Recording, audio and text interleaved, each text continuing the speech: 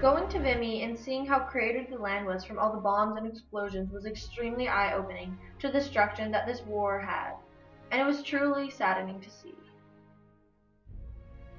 Going on this tour was a very personal experience for most of us.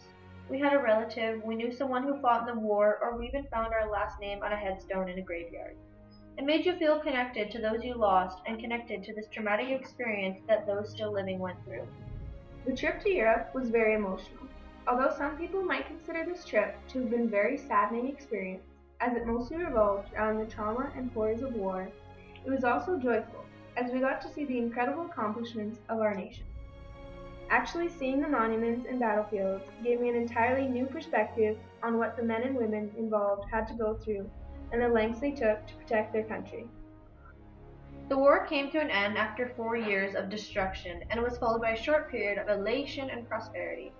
But it was not to last.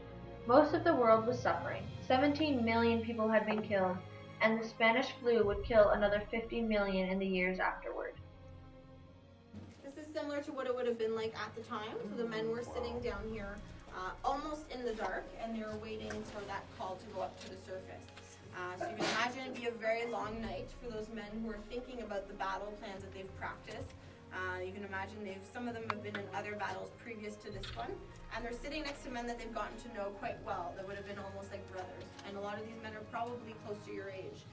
Some of them would have lied about their age to come all the way over here to France and to Belgium to fight for another country, right? For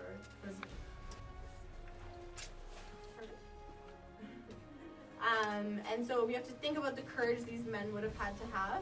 And if they were looking to their left, they looked to their right, they knew that probably one out of the three of them would not be coming out of this battle safely. They knew that by this point in the war, about 1 in 3 men would become casualties of battles like these. So that means dead or wounded. So you can just imagine the courage that they had to have, and ultimately the sacrifice that a lot of them had to have as well. So we're going